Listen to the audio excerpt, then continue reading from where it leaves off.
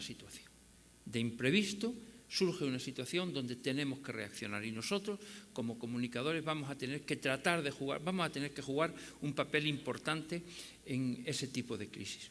¿De qué crisis estoy hablando? Pues por poner algunos ejemplos, ahí tienen la crisis, por ejemplo, que ha sufrido, no sé si les ha llegado a ustedes aquí, en IKEA, esta multinacional del mueble de origen sueco, que en sus comidas se detectaron unas bacterias fecales en algunos de sus productos, o la crisis que hubo, todas son crisis europeas desde luego, en Findus, donde se encontraron trazas de carne de caballo en algunos de sus preparados culinarios, unos brotes de contaminación alimentaria en Alemania por una Escherichia coli, el craqueo que hubo de la web de almacenamiento de los servidores de Buffer, la crisis del Comet que deja a decenas, si no miles de pasajeros en tierra, conocida el vertido de BP en el Golfo de México, o un poquito hace ya algún tiempo más el hundimiento del Prestige en las costas del noreste español. Son situaciones no previstas donde hay que tratar de actuar, resolver, y nosotros estamos involucrados en esa situación. Podemos encontrar fácilmente un montón de tips o de claves en multitud de páginas dedicadas a este tipo de situación, donde nos dan las 10 claves, las 13 claves, las 7 claves, las 12 claves para gestionar una crisis de comunicación. La cuestión está en qué podemos hacer. Es decir, está muy bien tener una serie de claves, pero esas claves, cuando uno se adentra en ello, prácticamente quedan como una receta. Es decir, yo sencillamente lo que tengo que hacer es, tengo que ser inteligente emocionalmente, tengo que estar coordinado, tengo que estar organizado. Son recetas, pero uno no acaba de entender por qué actuar de esa manera y por qué no actuar de un modo diferente. Lo que voy a tratar de hacer a partir de ahora es trazar unas líneas en qué sentido podríamos operar como agentes de comunicación cuando nos vemos inmersos en una crisis de estas que les estoy señalando. Desde luego, uno siempre que trabaja en información y se documenta sobre la gestión de crisis, hay algo que está claro, que te dicen, bueno, ¿cuál es la mejor manera de afrontar una crisis de comunicación? Pues sencillamente evitar que se produzca, que es una respuesta estupendísima.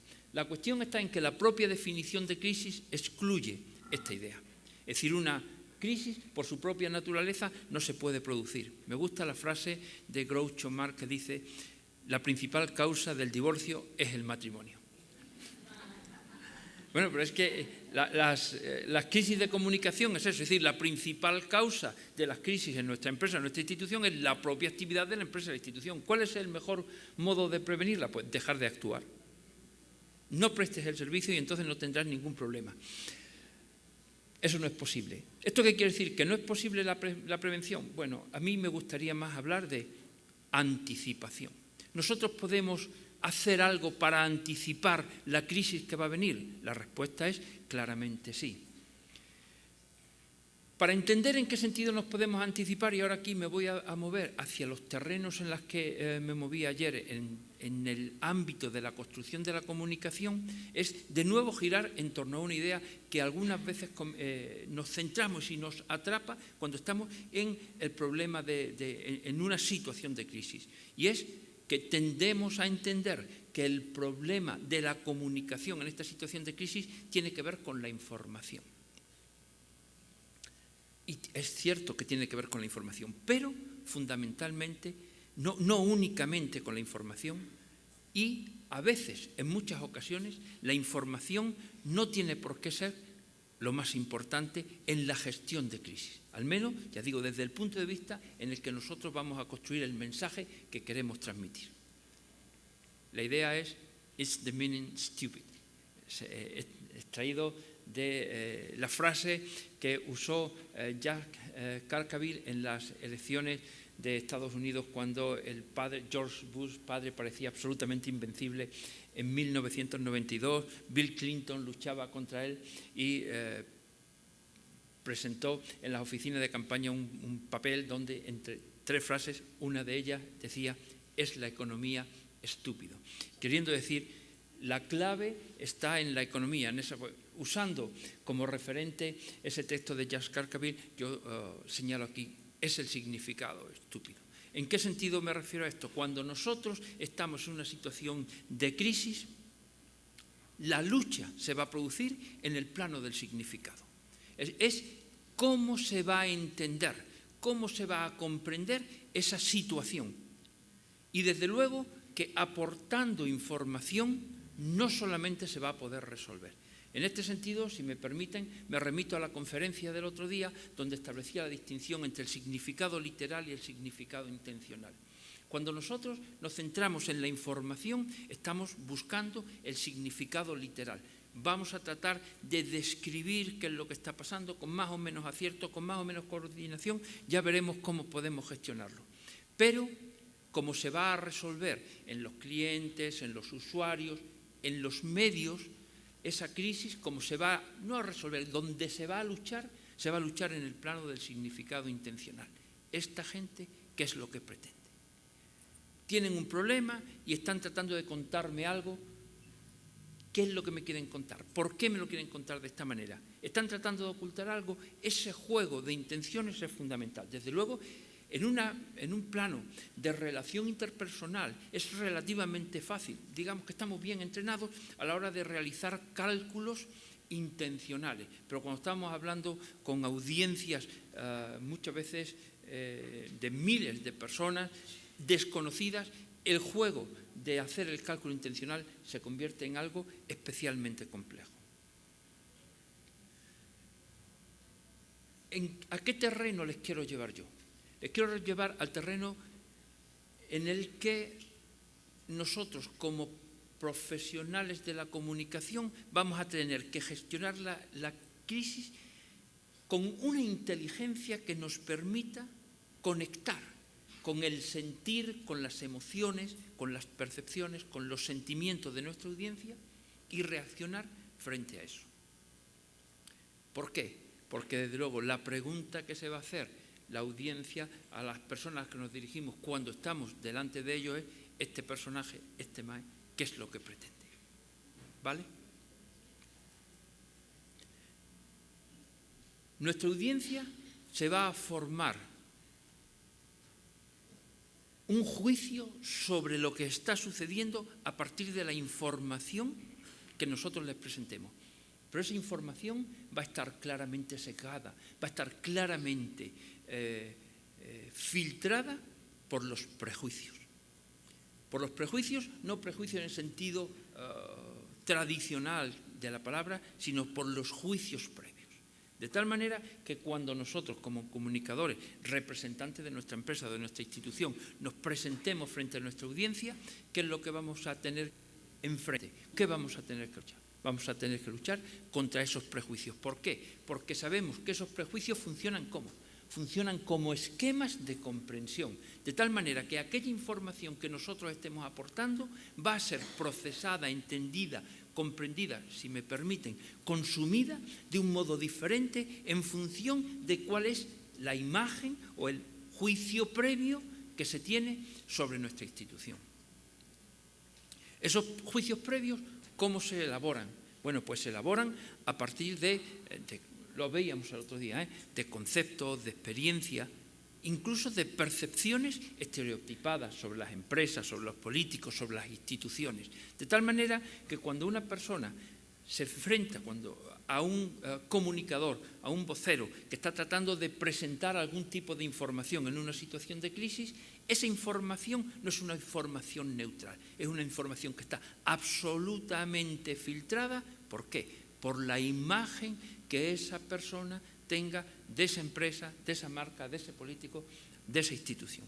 Fíjense ustedes, cuando uno analiza las distintas situaciones de crisis y trata de identificar qué es lo que han hecho esas empresas o esas instituciones para gestionar las crisis e identificar qué pasos han dado, hay manuales que indican exactamente cómo actuar. Y sin embargo, en un caso tienes una solución que es exitosa y en el caso contrario tienes una solución que es absolutamente un fracaso, siguiendo, digamos, prácticamente los mismos patrones.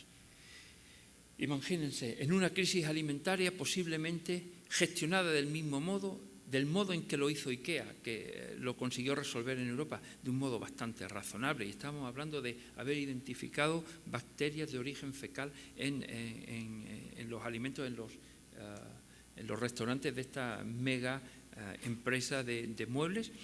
Sería diferente porque la imagen que tiene es una de las empresas más valoradas en Europa, IKEA, una empresa, ya digo, sueca. Sería diferente si esto hubiese sucedido en Burger King o McDonald's, etcétera, porque la imagen previa a la hora de dar las explicaciones va a cambiar.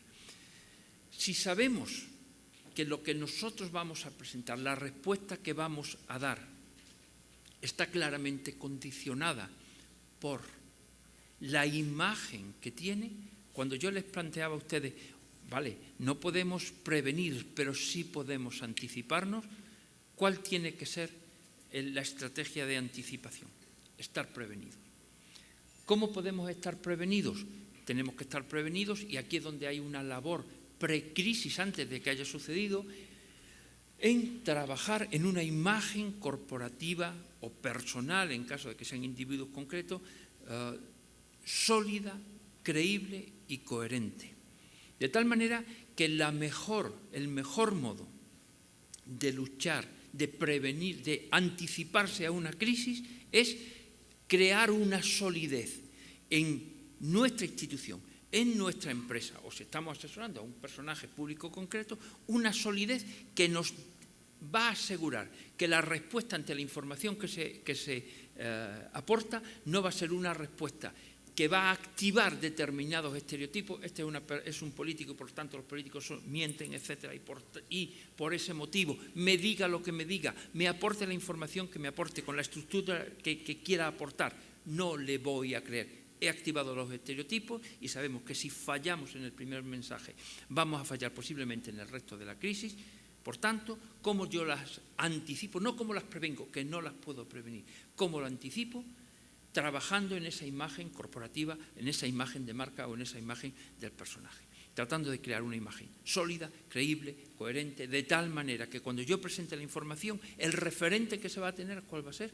Esa imagen. Tendremos algo ganado. Por tanto, la anticipación nos debe llevar a posiblemente la mejor de las estrategias, que es contar con un plan de comunicación previo. Es decir, la mejor manera de afrontar una crisis es contar con un plan de comunicación, pero que no esté orientado a la situación de crisis, sino que esté orientado a la generación de un contexto de interpretación, de una imagen. Es decir, nosotros sabemos que tarde o temprano, ahora les presentaré algunos pequeños datos, tarde o temprano vamos a encontrarnos ¿con qué?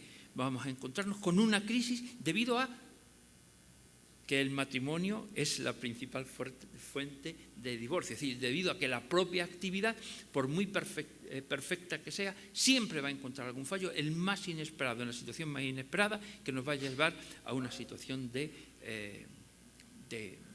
crisis, a una situación inesperada donde pone en riesgo toda nuestra institución.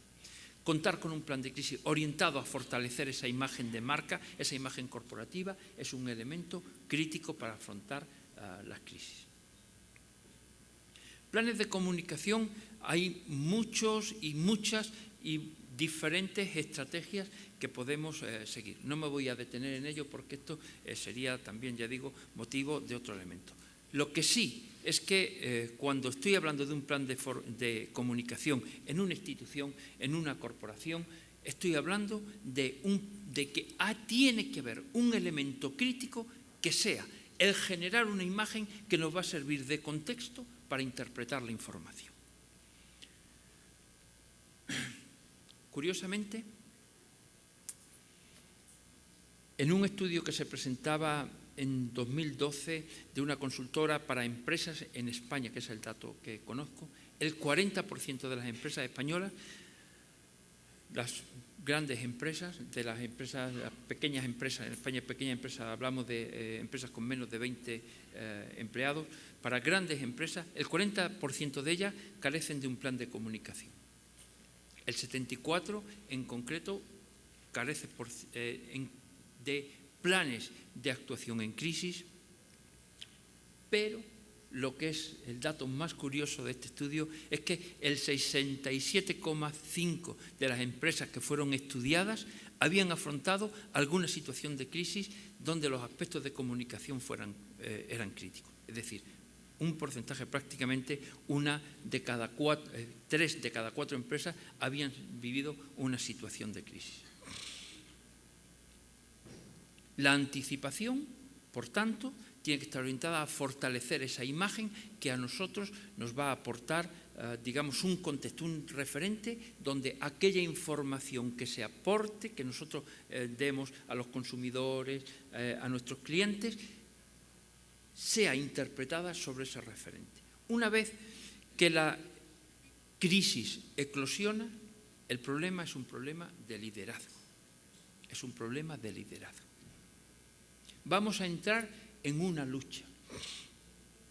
Esa lucha, ese problema de liderazgo va a girar en torno a la elaboración de un relato. Cuando nosotros entremos en esa lucha para elaborar un relato, tiene que ser un relato que tiene que tener una característica fundamental. Tiene que tratar de conseguir que converja el relato que generamos nosotros con el que generan los medios de comunicación. Nuestro destinatario, nuestra audiencia va a consumir tanto nuestra información como la información que generan los medios de comunicación. Fíjense, les decía ayer cuando hablábamos de comunicación, si en un proceso de comunicación uno se cierra sobre él mismo, se cierra sobre el propio mensaje, sobre la propia información e ignora los efectos que está teniendo en su audiencia, es posible que el proceso comunicativo, cracks, se parta. Por tanto, el primer esfuerzo para liderar eso es, sabemos que hay 2 discursos, siempre van a aparecer, el de los medios de comunicación, que tienen que poner de manifiesto una situación que efectivamente es de crisis, y nuestra interpretación de esa situación. Si nosotros en nuestra estrategia de comunicación sencillamente ignoramos o confrontamos radicalmente el discurso con los medios, es muy probable que hayamos perdido la crisis. Por tanto, el esfuerzo tiene que ser en hacer converger esos discursos y en liderar esa convergencia de tal manera que el relato que nosotros contemos de la crisis esté controlado por nuestro propio gabinete o por nuestra propia organización. Es importante, además, esto lo señalan todos los expertos, prestar atención a las redes. Sin embargo, ayer lo hablaba yo con mi colega Marlon Mora, que muchas veces se magnifica a las redes en cuanto a la capacidad de elaborar relatos, pero no se presta atención, que yo creo que es en situaciones de crisis la principal función que cumplen, no es tanto la de elaborar relatos como la de ser reactivos, sobre todo la de dar un tono emocional o moral al relato. Es decir, en Twitter, que es posiblemente la más seguida, sobre 140 caracteres, es complicado elevar un relato. Y si ustedes analizan las distintas intervenciones, lo que tenemos, me parece mal, es increíble. ¿Cómo puede ser? Y una serie de comentarios, de elementos críticos que en el fondo están poniendo el énfasis. O bien un tono emocional sobre aquello que está sucediendo, sobre la crisis, lo cual esto no quiero decir en absoluto que sea negativo, o sobre un tono moral donde hay una censura o un apoyo a la situación que se está creando. ¿Cuál tiene que ser el relato de la crisis? Sabemos que cuando nosotros estamos construyendo un relato tenemos un objetivo. Nosotros lo que pretendemos es recuperar el control de la situación. Es decir, la explicación que se está dando sobre esa situación que nos ha llegado. Es decir, ¿por qué han aparecido bacterias de origen fecal? ¿Qué quiere decir bacterias de origen fecal en determinadas tartas de chocolate en IKEA? O ¿por qué hay carne de caballo en la lasaña de la marca Findus? Es decir, cuando nosotros tratamos de dar una explicación a esta situación, lo que queremos es recuperar el control, porque resulta que, claro, estas bacterias de origen fecal tienen una explicación determinada, exactamente igual que el hecho de que haya carne de caballo o trazas de carne de caballo en unas determinadas lasañas, en unas determinadas hamburguesas. Un relato tiene que ser un relato coherente, que tiene que aportar una versión no ya verdadera, y esto es importante, sino creíble de la situación de crisis.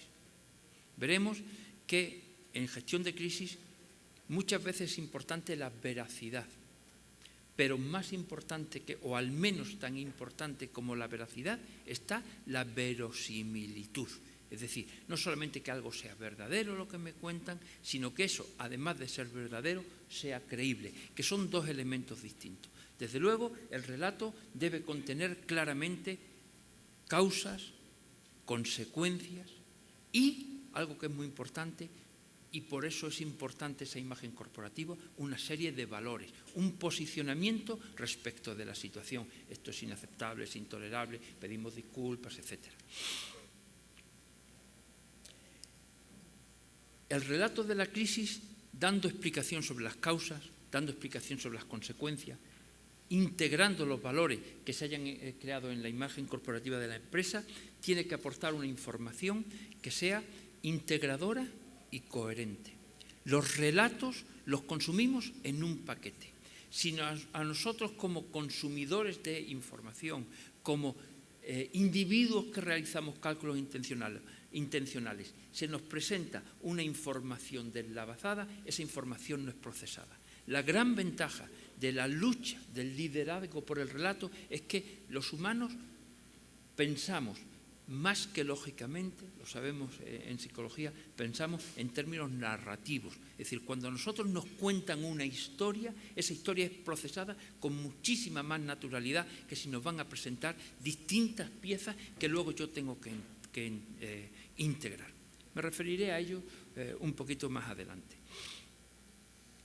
Por tanto, les digo que tenemos un elemento crítico en nuestra labor como comunicadores, es tratar de generar esa visión que sea integrada, que sea coherente, de las distintas piezas informativas que van a estar circulando en el entorno social, en los medios de comunicación, en las redes sociales, sobre las informaciones, sobre los rumores, sobre las emociones, las reacciones emocionales que tienen.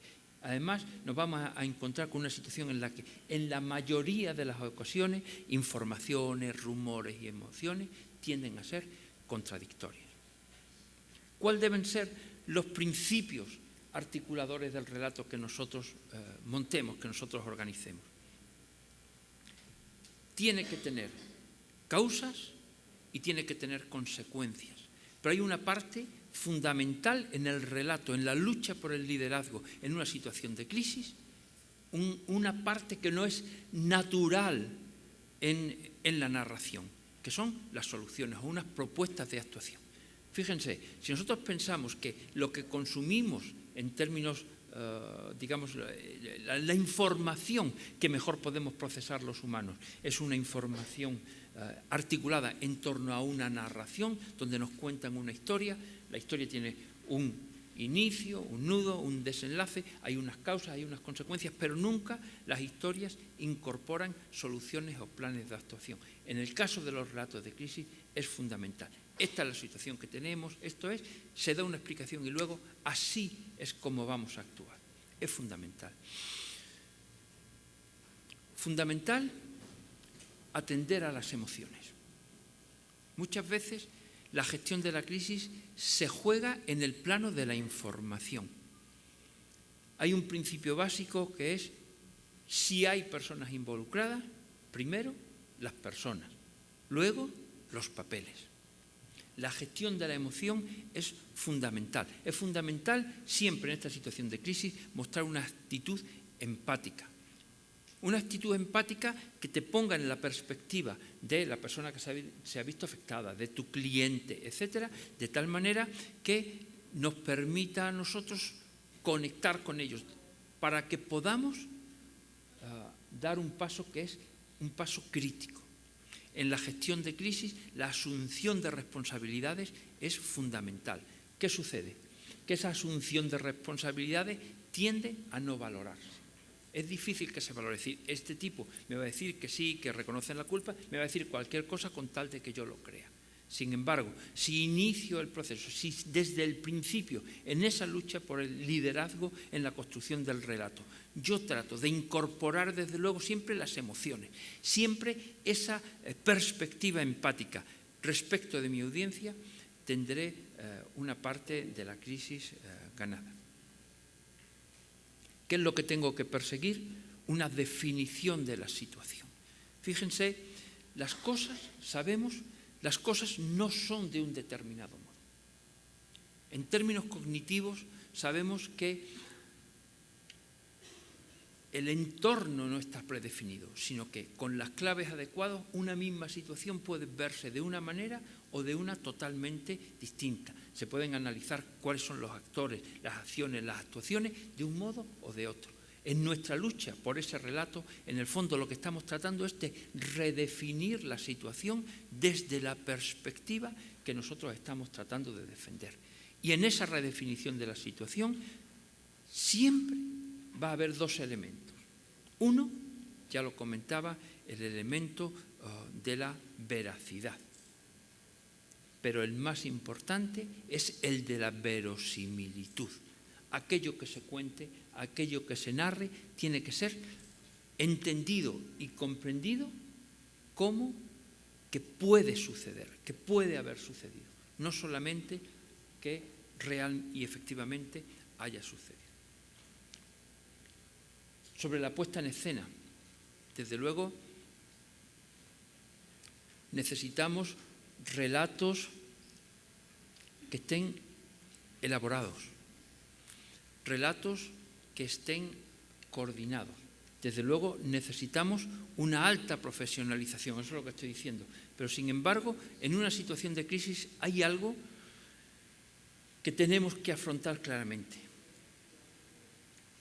Y es la enorme tensión que se genera entre la necesidad de una rapidez de respuesta y una coherencia. Si nosotros estamos tratando de decir, tenemos que tener un discurso elaborado, tenemos que tener un discurso coordinado entre los distintos agentes, que esté dominado por los profesionales, y a la vez estamos diciendo que tenemos que responder rápidamente y que tenemos que responder con coherencia, esa tensión es una tensión extraordinariamente difícil de gestionar.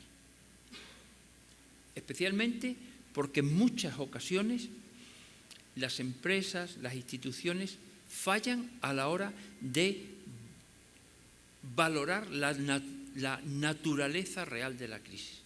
En muchos casos tendemos a pensar que la crisis se ha producido por un fenómeno cuando realmente la preocupación de nuestros interlocutores es absolutamente otra. Hay que actuar con rapidez, hay que actuar coherentemente. Un fallo en la coherencia destruye toda la labor de dominio de los discursos, de los debates en torno del relato en torno a la crisis, pero esa actuación tiene que hacerse cuando se conozca la naturaleza exacta de la crisis. Y esa naturaleza de la crisis no está tanto en los hechos en sí como en la percepción que se genera de esos mismos hechos. Cuando nosotros estamos hablando de comunicación, no estamos en una situación de crisis, no estamos hablando de cómo vamos a resolver exactamente esa situación, que a lo mejor tiene una solución técnica, sino cómo puedo operar para persuadir de que la actuación de mi empresa, de mi institución, de mi organización, es una actuación coherente, es una actuación en una determinada línea, de tal manera que presente y consiga, ya digo, defender la posición de mi empresa. ¿Cuáles son las fortalezas de los relatos? La credibilidad. Obviamente, y esto es una obviedad, en una situación de crisis, en una lucha por el liderazgo en el relato, tenemos que conseguir que nuestro relato sea creíble. ¿Sobre qué se articula la credibilidad de un relato? Sobre algo que ya les he señalado, la historia reputacional. Esa historia reputacional, que es nuestro primer paso en la actuación en una crisis, se articulan sobre unos planes de comunicación bien elaborados. donde nosotros tenemos una imagen que es la primera que va a repercutir en el proceso de interpretación de lo que está sucediendo. Y a partir de aquí hay dos elementos que son importantes. El mensaje inicial. El mensaje inicial es crítico. ¿Por qué? Nosotros en psicología hablamos del efecto de primacía. El efecto de primacía lo que viene a decir es que una vez que nosotros procesamos la primera información, esa información lo que hace es que nos da las claves para poder interpretar la información posterior. Ayer lo comentábamos, si alguien nos dice una persona, ¡ay, esta persona es extraordinariamente cariñosa! La primera información que tenemos es que de una persona extraordinariamente cariñosa, tenemos esa información, a partir de ahí, todo lo que vaya a suceder, en principio, está contrastado con esa primera información. Esa información funciona como filtro, como selector, como elemento de valoración del resto de la información. Fallar en el mensaje inicial posiblemente suponga fallar en toda la gestión de la crisis. Desde luego, permítanme que vaya hacia atrás. Si estoy diciendo que tiene que haber una rapidez de respuesta y una coherencia, y a la vez estoy dando extraordinario valor al mensaje inicial, uno puede ver que para los comunicadores que están al frente de la situación de crisis, la situación es extraordinariamente estresante. Tienes que actuar rápidamente, pero sabes que no puedes fallar. Si fallas en el primer mensaje, a partir de ahí, ese mensaje se convierte en un ancla que rige y dirige los posteriores procesos de interpretación. Corregir eso supone desmontar esos elementos de interpretación, reconstruir elementos nuevos y a partir de ahí empezar el proceso. Y ya has perdido ¿qué? La rapidez en la respuesta. Fíjense además que el problema del efecto de primacía, el problema del mensaje inicial es especialmente más complicado de gestionar si conocemos cuál es su propia naturaleza. Los mensajes iniciales lo que hacen es que generan en nuestros interlocutores el esquema de comprensión y, como digo, dirigen los distintos procesos. Sucede que en los humanos, una vez que se fija un esquema, es extraordinariamente complejo que ese esquema sea desmontado por la propia naturaleza, es decir, del esquema, por la propia naturaleza de nuestros procesos cognitivos. Cuando yo me tengo que relacionar con alguien o cuando me tengo que relacionar con algún tipo de documentación o información, ¿qué hago? Me genero un esquema y a partir de ahí lo pienso. Yo me imagino que una persona es de un determinado modo y me voy a relacionar con ella de ese determinado modo. Obviamente, esa primera impresión es una impresión genérica, es una impresión vaga, pero ya digo, dirige y controla el resto de procesos. Obviamente, si hemos fijado, y así actuamos los humanos, cuando fijamos una posición, esa posición es difícil de modificar porque tenemos mecanismos cognitivos precisamente diseñados o desarrollados evolutivamente para que esa posición se fije. De tal manera que los humanos, una vez que hemos fijado una posición, tendemos a minimizar aquellos elementos que chocan con esa visión inicial y a revalorizar los elementos que la apoyan. Estoy hablando de prejuicios en el puro sentido. No sé si, creo que lo mismo aquí en Costa Rica también hay esa falsa percepción cuando se dice es que las mujeres manejan peor que los hombres. Es un mito, ¿no? Es absolutamente falso. Sin embargo, está extraordinariamente extendido, sobre todo entre los hombres. Si tú vas conduciendo, vas manejando, como decís vosotros, si vas manejando y ves una persona que hace una maniobra extraña y es un hombre, dice, bueno, tendrá prisa. Tratas de darle, siempre se le da una explicación de tal manera que tu prejuicio, que es las mujeres conducen mal, se mantiene. Es una excepción.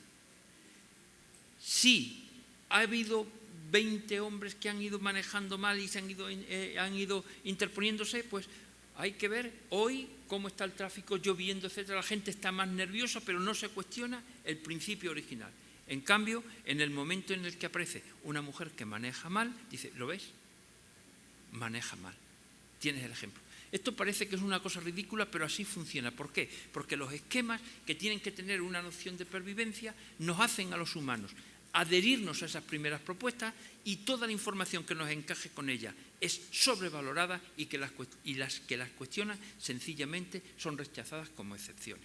Por eso el mensaje inicial es un elemento crítico donde nos tenemos que centrar, porque va a anclar el resto del proceso de comprensión. A partir de ahí, la secuencia de mensajes. Habíamos dicho que el mensaje tiene que mantener una coherencia. Si nosotros rompemos esa coherencia en la secuencia de mensajes, estamos absolutamente perdidos. En las respuestas iniciales, siempre habitualmente hay que ser especialmente cuidadoso en dos posiciones. Cuando tratamos de minimizar o rebajar la importancia de la crisis, porque en la posterior secuencia de mensajes se nos puede venir abajo toda nuestra estrategia, o sencillamente exagerar los perfiles de la crisis para después dar una salida limpia. En la secuencia de los mensajes hay un elemento crítico, la anticipación frente a la reacción. En la medida de lo posible, si tenemos un relato bien construido, nos vamos a poder anticipar a la secuencia de información. Sabemos que en una gestión de crisis la situación se vuelve insostenible cuando se produce una escalada de acción-reacción entre medios de comunicación o redes sociales y nuestro gabinete de comunicación. Presentamos un relato, se presenta una información nueva, entonces reaccionamos ante esa situación, aparece nueva información, reaccionamos, tenemos perdida la secuencia de la crisis. La anticipación, que está articulada sobre un mensaje bien coherente, es un elemento crítico. De tal manera que si nosotros conseguimos anticiparnos, poniendo en juego la mayor parte de información y la mayor parte de interpretación, podemos tener control sobre la propia situación de crisis. Y desde luego en la secuencia es fundamental la elaboración de alternativas de interpretación. Ya estamos diciendo que en una crisis la clave no es la información en sí, sino cómo se debe interpretar esa información. Cuando nosotros elaboramos el relato, además, contamos con riesgos que deben ser valorados y, en la medida de lo posible, minimizados. En muchas situaciones de crisis existe una tendencia a acudir a relatos tecnocráticos, es decir, a hacernos acompañar de los técnicos, de los expertos que van a dar una explicación o una información precisa de aquello que está sucediendo. Es importante que estos técnicos, estos expertos aporten información veraz, pero normalmente esa información tecnocrática carece de textura emocional o de textura intencional.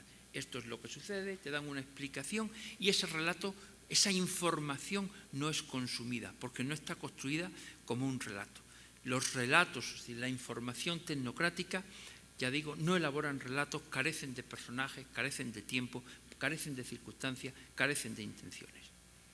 Elaborar eso es un elemento crítico y, por tanto, siempre que se acude a los tecnócratas, a los técnicos, a la hora de dar información, debe siempre integrarse en un relato.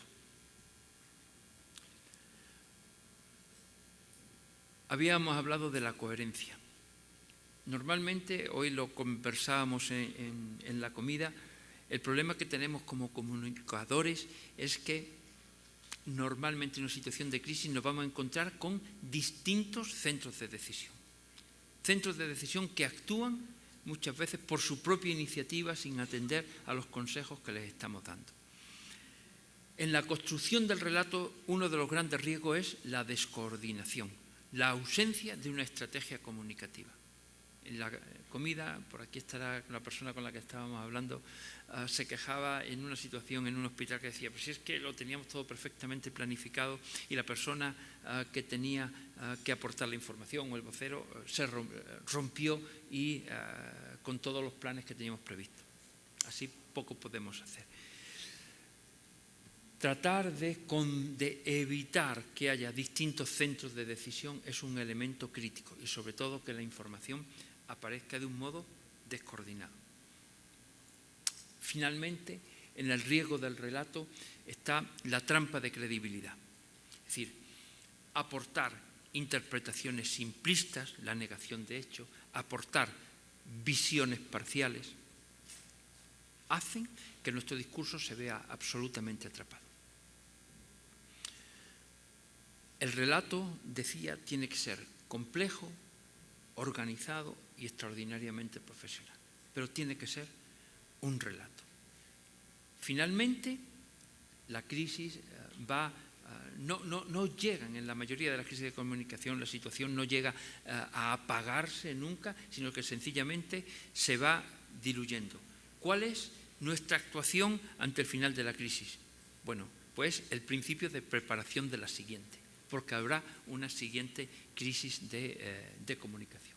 Elemento crítico es la monitorización, el seguimiento. Aunque haya pasado el gran pico, tenemos que seguir rastreando en redes sociales, en los medios de comunicación, porque esa información, ese procesamiento de la información a posteriori es un elemento crítico que nos va a dar a nosotros mucha información sobre cómo se ha consumido la información que hemos aportado. Es decir, cuáles han sido las interpretaciones, cuáles han sido las valoraciones, cuáles han sido las reacciones emocionales, las reacciones o las interpretaciones intencionales del modo en que hemos gestionado la crisis. La atención, por tanto, a las reacciones es un elemento crítico. Y finalmente, volvemos al principio. El plan de comunicación. Una vez que cuando nosotros estamos en una crisis de comunicación desde la perspectiva del comunicador, más allá de la resolución técnica de las causas de las mismas, lo que tenemos entre manos, lo que es el objetivo nuestro, es esa lucha por el liderazgo para preservar la imagen de marca de nuestra institución, la imagen corporativa de nuestra empresa o de la persona a la que estamos asesorando. De nuevo, el plan de comunicación. El plan de comunicación tras cada crisis debe ser radicalmente revisado, reconstruido para que podamos reconstruir esa imagen. ¿Por qué? Porque esa imagen que debemos reconstruir será el primer punto de anclaje cuando tengamos la siguiente crisis, porque será el elemento que nuestra audiencia, nuestros clientes van a tomar como referencia para poder interpretar aquello que nosotros le aportemos en esa nueva situación.